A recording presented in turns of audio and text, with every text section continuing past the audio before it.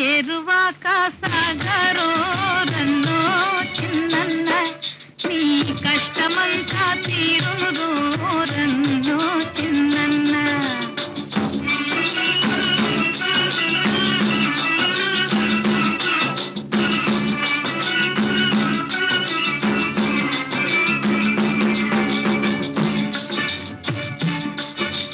పొలాలమ్ముకుని పోయేవారు, టౌనుల మేడలు కట్టేవారు, బ్యాంకుల డబ్బును దాచేవారు, ఈ శక్తిని గమనించరు వారు.